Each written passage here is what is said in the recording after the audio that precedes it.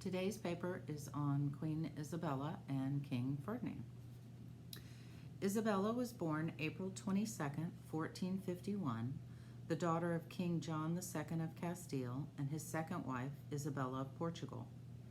Isabella's half-brother Enrique became king as Henry IV when Isabella was 3, even though she had a younger brother, Alfonso. Isabella's mother fell into a deep depression and suffered from mental health issues. Isabella took consolation in the greatest source of stability in her daily routine, the Catholic Church. She was a devout Catholic and well-educated, although not in Latin.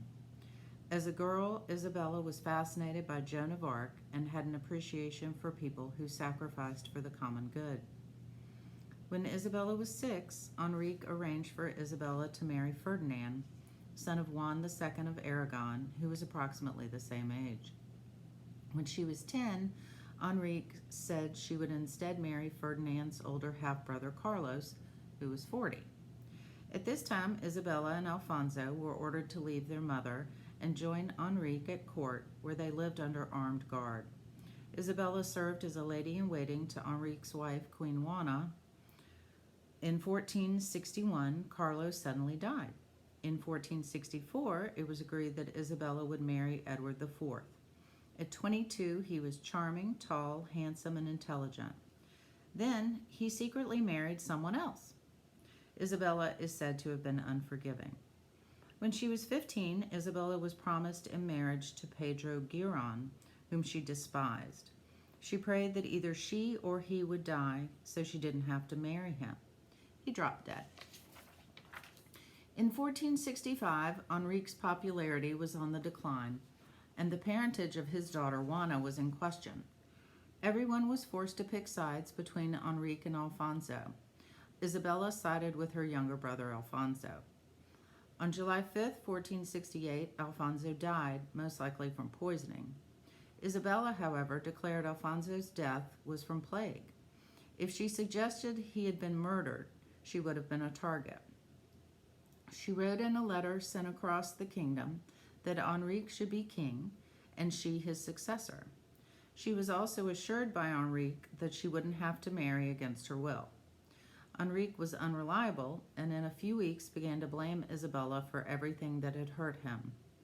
He negotiated another arranged marriage for Isabella, but she had secretly negotiated a marriage contract of her own. Isabella and Ferdinand initially communicated by letter. Their marriage compact was finalized on March 5, 1469. Because they were second cousins, they obtained a papal dispensation from the Bishop of Segovia. They had a proxy wedding ceremony. In order to marry in person against Enrique's wishes, Isabella said she was going to visit her brother Alfonso's tomb and see her mother. Isabella was aware she was being watched, but made it to Valladolid on August 30th, 1469. Ferdinand was eager to ride to Isabella's rescue. He traveled 225 miles over a steep mountain range at night, incognito with only 5 close friends. Isabella was waiting for him with a large military escort. Isabella wrote to Enrique saying she was going to marry Ferdinand and asked him to accept the decision. Isabella and Ferdinand met in person, chaperoned, and exchanged formal promises to marry as a legal matter. Isabella and Ferdinand married on October 19, 1469. 7 days of celebration followed.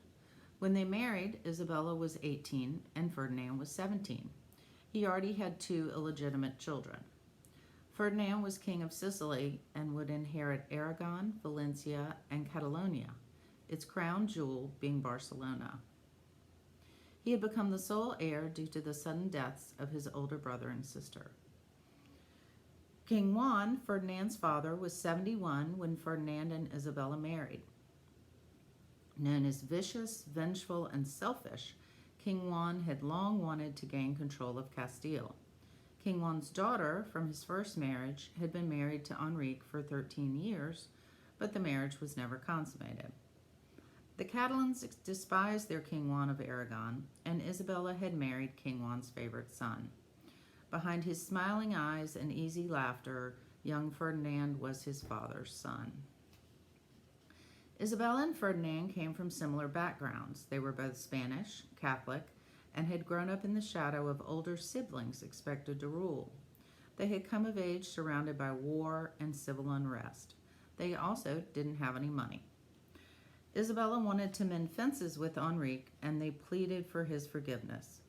Enrique did not respond and cut off Isabella's sources of income. The dispensation for their marriage turned out to have been forged in haste. Without the proper document from the Pope, the marriage was considered incestuous. Isabella and Ferdinand's daughter Isabel was born October 2nd, 1470. As soon as Enrique heard it was a girl, he stripped Isabella of her remaining possessions and titles. On October 26th, Enrique formally declared that he was disinheriting Isabella. On December 8th, Enrique wrote to Charles, Duke of Berry, asking him to send soldiers to capture Isabella and Ferdinand. They moved from place to place. The next 3 years were difficult. Ferdinand went to Aragon for almost 2 years to help his father, who was at war with the French. Isabella had to learn to live with Ferdinand's near constant infidelity. His mistress, Aldonza, bore him 2 children whom he recognized. He had at least 2 other children with 2 other mistresses. In 1473, Ferdinand returned to help his father for 7 months, dismissing Isabella's pressure for him to return home. At court, Isabella's longtime friend, Gonzalo Fernandez de Cordoba, remained loyal. Gonzalo was known for his chivalrous behavior towards women. Under Pope Sixtus IV, the Sistine Chapel was constructed, the Vatican archives were created, and Isabella and Ferdinand's marriage was legitimized by marital dispensation. By 1473, power had shifted in Isabella's direction.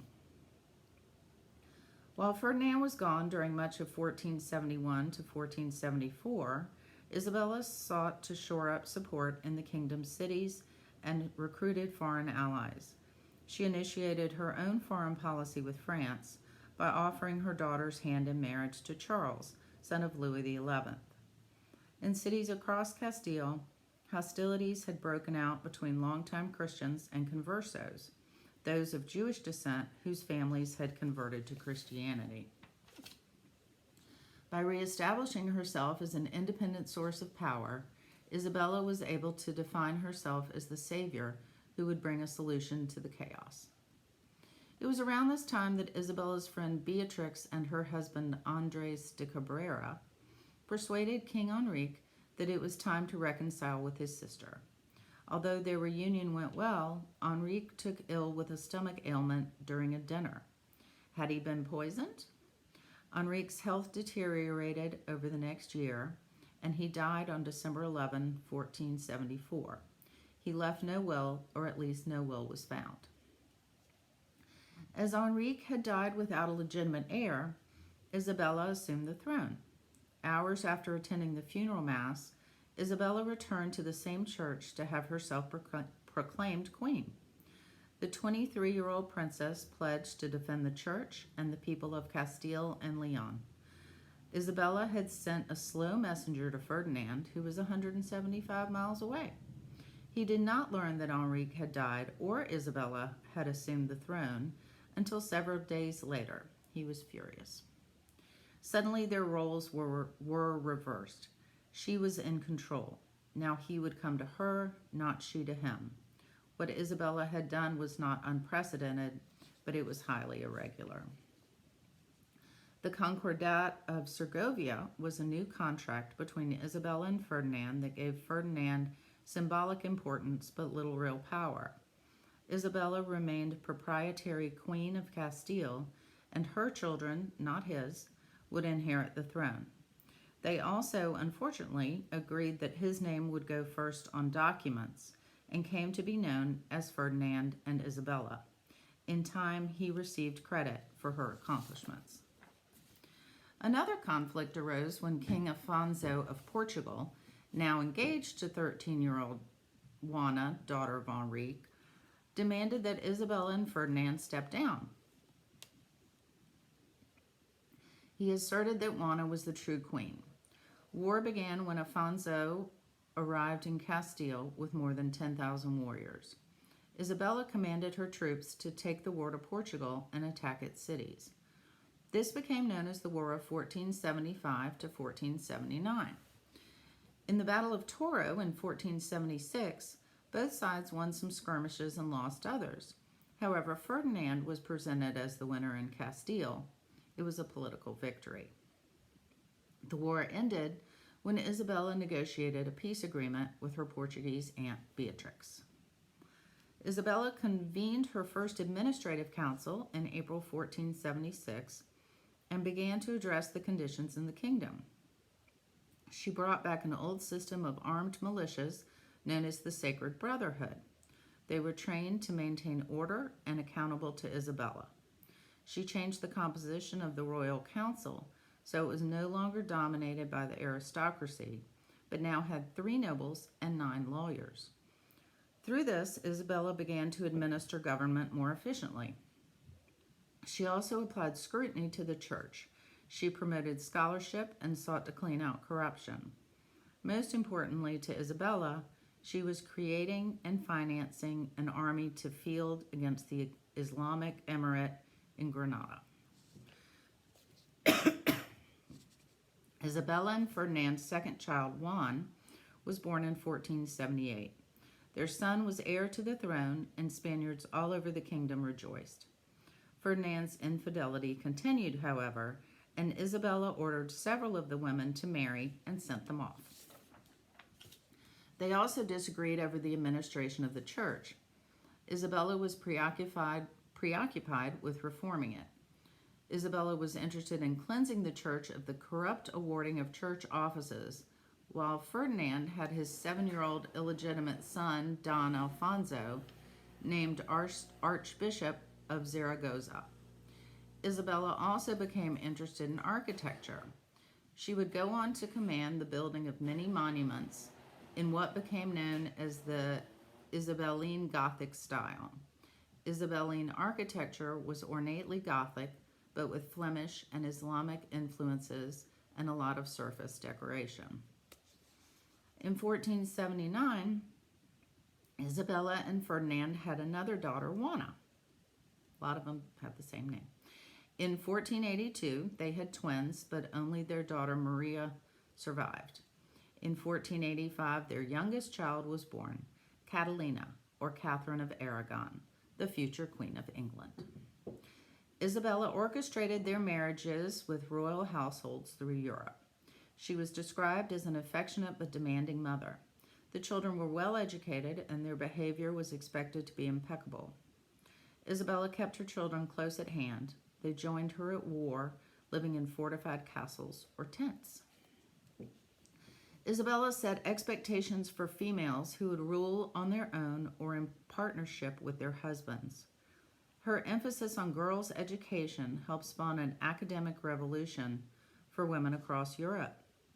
Isabella and Ferdinand's children were taught the Bible, the classics, Latin, grammar, religious and secular history, philosophy, heraldry, drawing, music, and singing. The girls also learned to sew, weave, embroider, and bake. The royal daughters were urged to emulate their mother and see themselves as warriors for Christianity. 2 boys among those who joined the children in their studies were the sons of Christopher Columbus. Diego and Ferdinand came to court as pages to their son Juan and eventually became pages to Isabella. Ferdinand Columbus became one of the most notable scholars of the Renaissance, amassing what is believed to be the largest private collection of books in Europe. During Isabella's reign, the wealthy and powerful Sultan Mehmed II, known as Mehmed the Conqueror, terrorized Eastern and Southern Europe. He was beloved and revered by Muslims and admired by many Jews, but feared as an aggressor determined to expand the Ottoman Empire.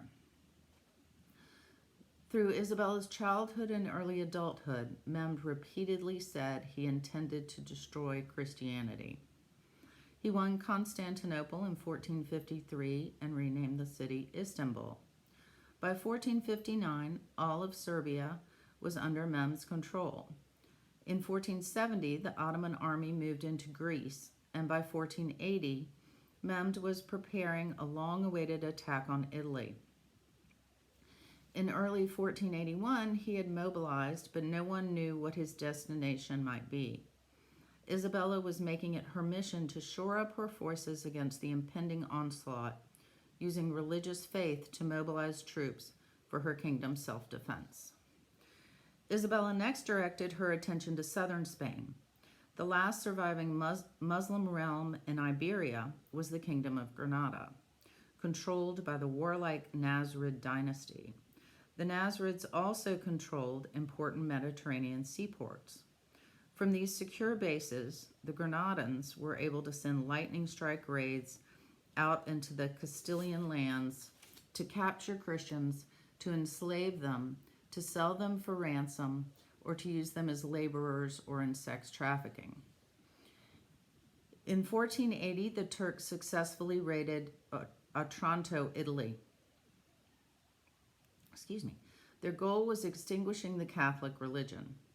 800 citizens, known as the Martyrs of Otranto, were beheaded after refusing to convert to Islam.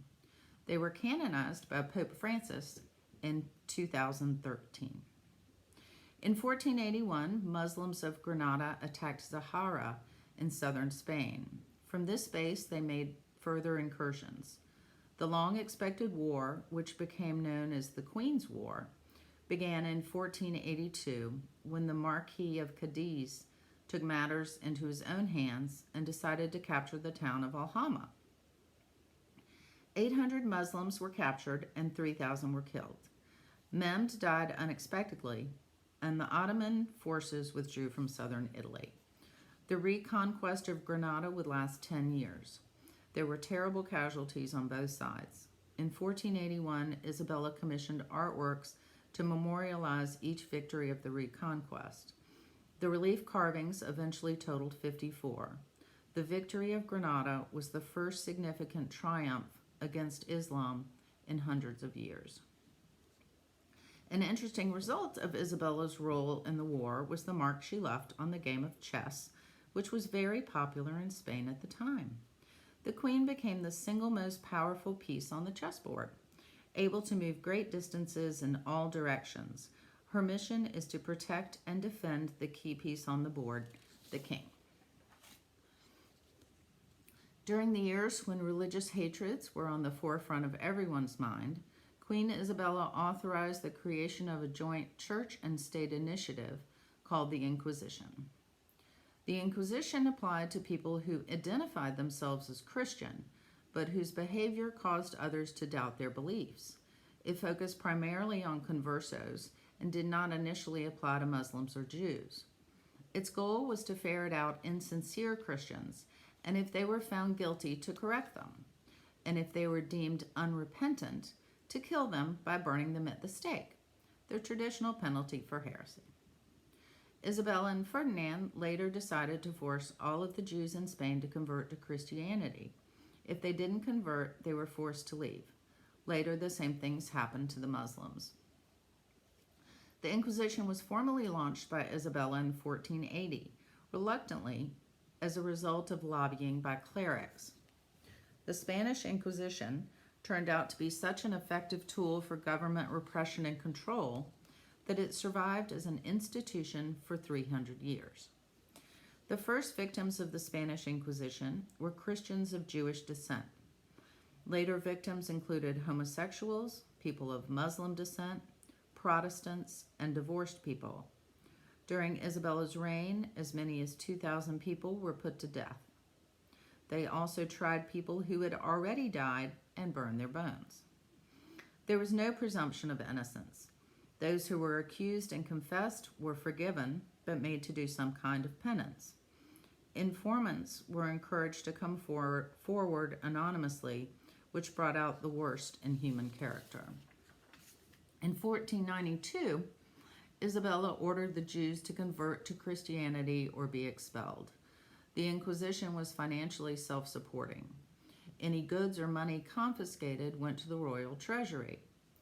The Spanish Inquisition was vicious and tragic, but from Isabella's perspective, it unified Spain and allowed it to quell internal religious dissension and look outward.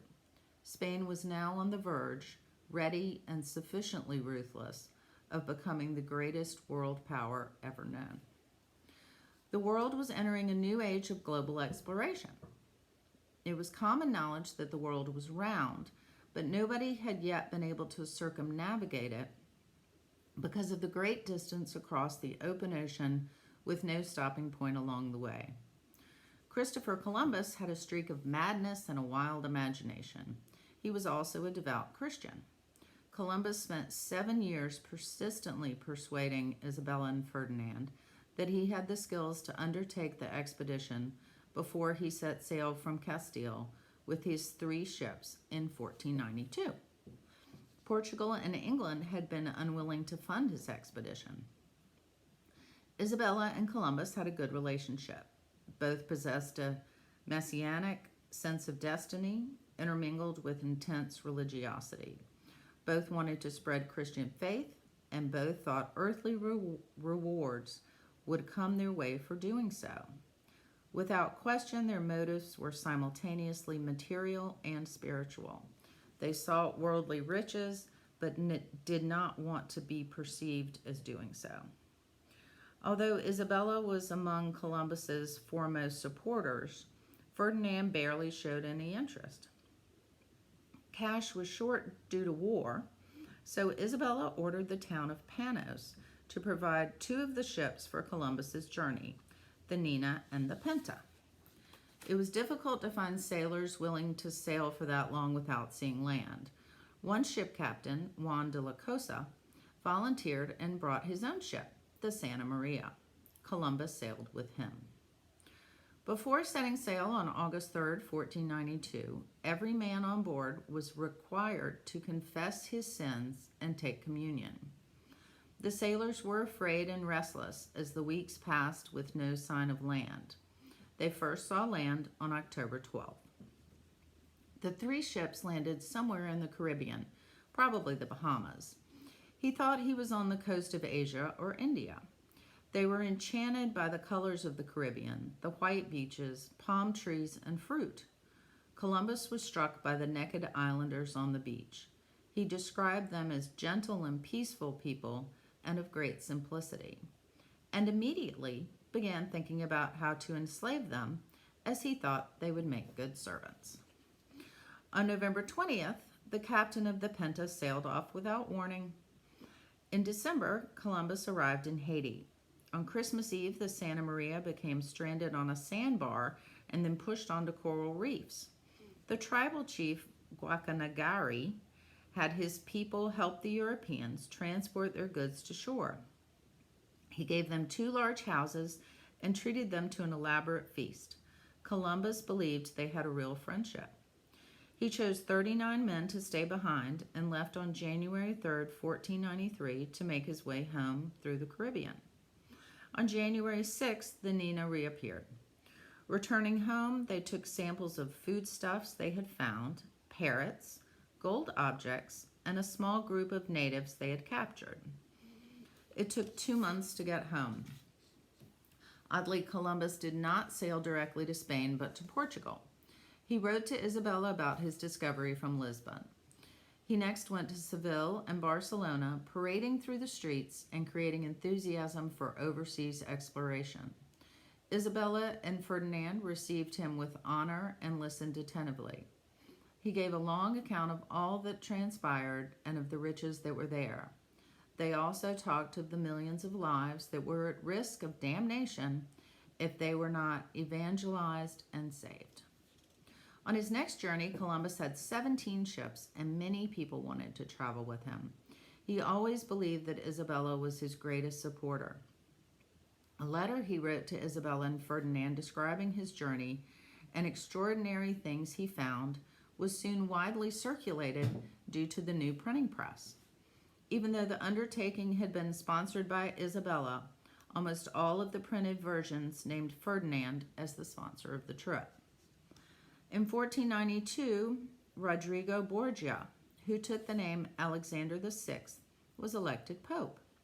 It was only the second time a Spaniard had been elected pope. It was rumored that he had bribed the other cardinals to be elected. Borgia was a subject of Isabella and Ferdinand, and Isabella was grateful to him for helping her obtain the throne. He promised to reform the church and rid Rome of street crime. Privately, Isabella and Ferdinand had reservations. They were concerned about Borgia's character flaws, including his ambition to advance the fortunes of his many illegitimate children. Many were concerned that the church was becoming dangerously corrupt. On May 3rd and 4th, 1493, Pope Alexander issued 4 bulls, which are legal documents with a seal of lead, on the New World. He gave the discovered lands to the rulers of Castile and Leon, meaning the lands belonged to Isabella. The bull, known as the Inter Caetera, gave Isabella half the globe. It also asserted rights to colonize, convert, and enslave. Pope Alexander stressed, however, that these rights were granted in the expectation that religious evangelization was the primary object of the enterprise of discovery. Portugal was not happy with the Pope's ruling, and Isabella and King João of Portugal negotiated a settlement. Spain owned the western side and Portugal the southern side, including Brazil and the African coast. The Pope's quick appreciation of the issue paved the way for Isabella to impose her own religious values in ways both good and bad on an entire new hemisphere. She brought in Castilian-style education, healthcare, political systems, and spiritual values to millions of people. It was an extraordinary transaction. First, that an individual would have the audacity to divide up the planet, and second, that the Catholic Church was so powerful that many people in generations to come never even considered defying the ruling. It was questioned by the Native Americans in the New World, who struggled to understand that one man would be believed to have that much power over heaven and earth.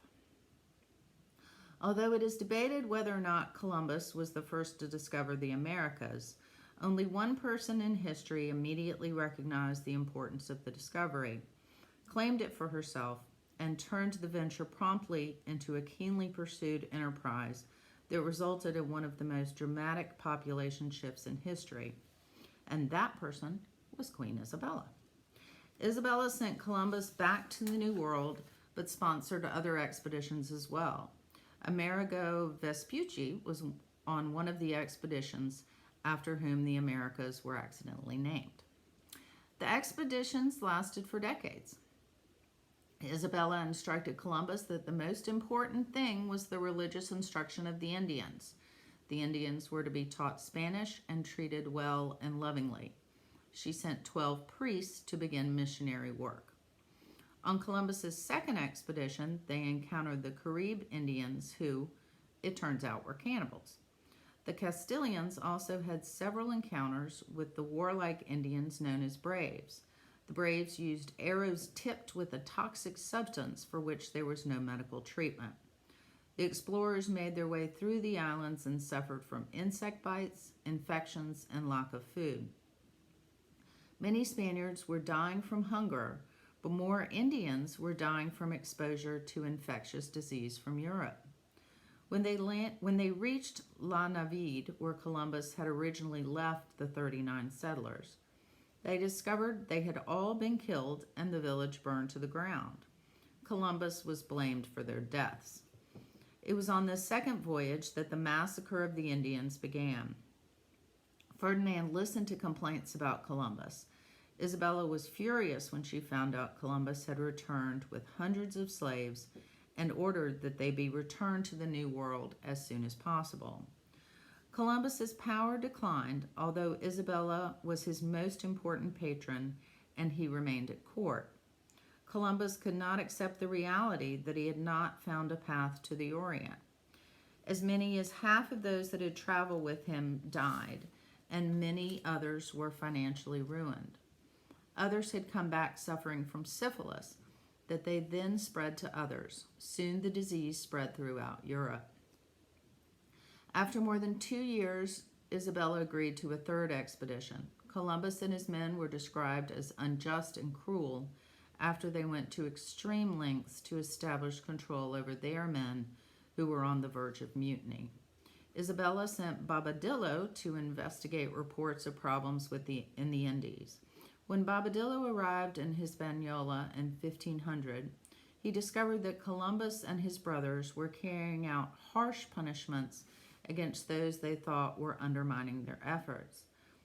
These included hangings, cutting out tongues, slashing throats, and fatal lashings. Bobadillo took control of the city and sent Columbus home in irons. Isabella's influence on the New World cannot be underestimated. Spain would become the wealthiest and most powerful nation in the world. Spanish was the official language of the New World and Christianity the formal religion. Human sacrifice, cannibalism, and slavery were prohibited, but she imported the institution of the Inquisition. Because of her willingness to explore, because she recognized the possibility that the world was a bigger place than people had believed at her birth, she has been called the single most important person in Spanish history. Isabella's goal had been to force Jews and Muslims to convert to Christianity, not expel them, both for the security of the nation and their souls. She believed she had done what was necessary. The people of each of the three faiths did not sympathize with the problems of those of the other faiths. After the Reconquest, Isabella and Ferdinand pledged that Muslims could observe their faith without hindrance, but within 10 years they retracted the pledge they made to them. The first few years, gentle persuasion was used to convert Muslims to Christianity. By the late 1490s, preachers were using heavy-handed conversion techniques that included intense preaching sessions, bribes, and threats. Cisneros, the Archbishop of Toledo, then began an assault on Islamic culture and literature, providing over a mass burning of rare and precious handwritten, gold-embossed Arabic manuscripts. This sparked outrage, and rebellions spread throughout this area surrounding Granada, leading to a renewed civil war. In January 1500, Ferdinand told the Muslims in Granada they must convert to Christianity. Anyone baptized by February 25th would be offered amnesty. They gave the rebels the choice of converting to Christianity or leaving Spain. The king and queen offered to transport them to North Africa if they chose to go. From this point on, religious tolerance of any kind would be off the table. 50,000 people converted to meet the deadline. Those who did not want to convert rebelled, and a new cycle of violence erupted. For those who stayed, the Inquisition now turned to the Muslims. They were questioned, persecuted, and killed for their presumed failure to completely convert. Queen Isabella supported this inquiry. Isabella had succeeded in making Spain almost monolithically Catholic, but she had lost the industry and artistry of the Jews and Muslims who had lived there for hundreds, even thousands of years. She made many enemies for the kingdom in doing so. The Inquisition and the religious intolerance it represented forms an indelible blot, a dark mark against her legacy that has haunted Spain for generations. Isabella and Ferdinand's son Juan died in 1497, most likely from tuberculosis. Their daughter Isabella, Queen of Portugal, died in 1498 in childbirth. Isabella was not well when her daughter Juana returned home in 1502 to be recognized as the heir of Castile and Aragon.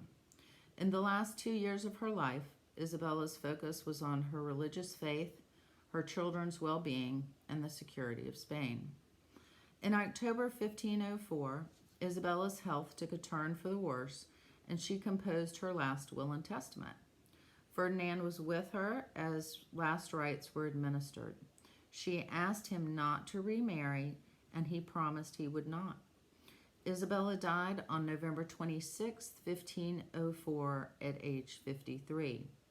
Isabella's passing was deeply grieved, not only in Spain. Even her enemies recognized her merits.